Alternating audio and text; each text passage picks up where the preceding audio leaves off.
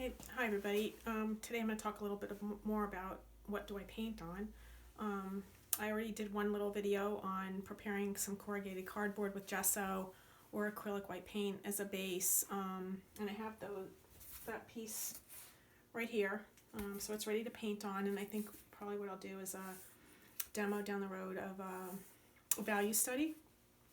But anyways, I'm just here to talk about other surfaces and share some work that I've done on a variety of surfaces.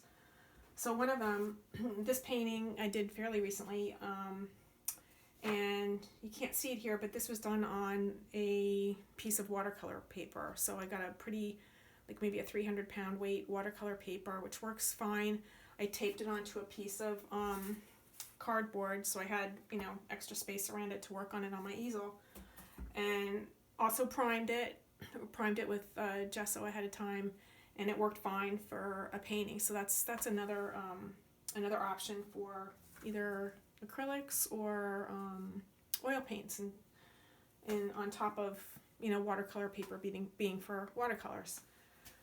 More common are the stretched canvases. Those also come in a variety of kind of styles and depth. So this is about a 3/4 inch. You can get them in varying degrees. If you go to any of the art websites, you can see the menu of options.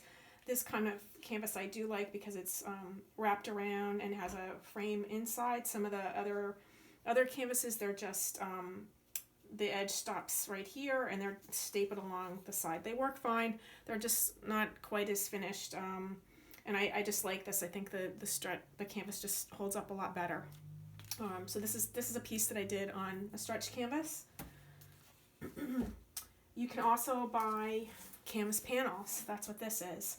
They come from a variety of different companies, and this is actually painted. They're usually white. You don't have to prime these things at all. This is the piece that I did on this one. It was for a art against racism cause. And I had the panel around, so it's what I used, and they work great. They're easy to carry around and lightweight, and also not too expensive. One of my favorite things to paint on outside of the stretch canvas is the panel. This is by company Ampersand. They make a variety of panels. You can purchase them unprimed or primed. I think some of the primed surfaces, they're smooth, and there's other ones that have some tooth to it or a roughness. I happen to like a surface that has a little bit of texture to it. I know there's a lot of people that like the smooth surface, so that's just something that you can experiment with. And I tend to buy mine unfinished, and then I'll do the same process like I did with the corrugated cardboard. I'll put probably 3 or 4 coats of gesso on it, sanding it a little bit in between each, and then a final sand, and then it's ready to go. And so this is a work that I did on a ampersand panel. Again, it works fine. They're easy to carry around if you do plein air painting at all. They're thin, so it's easy for storage, and they're relatively lightweight. The other surface that I've used, because I've had times where I've run out of canvas or panels, but I've had plywood around or just some other wood material. This is a piece that I did, a plein air painting that's done on a piece of plywood, and it's about 1/4 inch thick. I also primed it with the gesso first, and did all the same steps, sanding and whatnot, before taking it on the road to actually paint a painting. And lastly, I just want to share this piece, which I did some years ago. My approach to my work, or my visions, is quite different now. But this is a piece of masonite or hardboard, which you can get in any Home Depot. They will cut it to size for you. So if you just go in there and saying can you cut it into 9 by 12 or 8 by 10, whatever size you want, they can do that. It's really inexpensive. And works just fine. Again, you do need to prime it and do those steps to get the surface ready to take the paint. So what else did I want to say? Those are some just different choices. I encourage people to experiment. That's what I've done, and I sometimes I continue to do that, just trying testing out different things. And there's always new products coming on the market.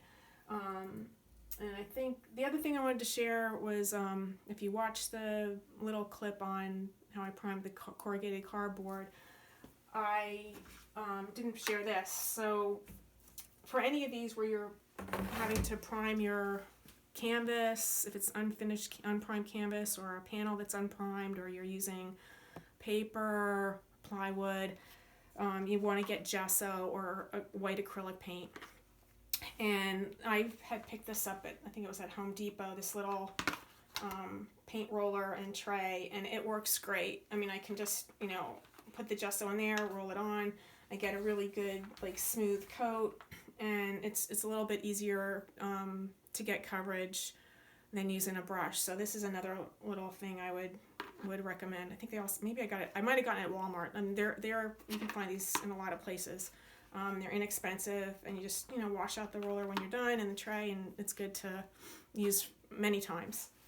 So that's about it. I know I can't take questions right here, but if you have questions, you could email me and through my YouTube channel. And thank you very much.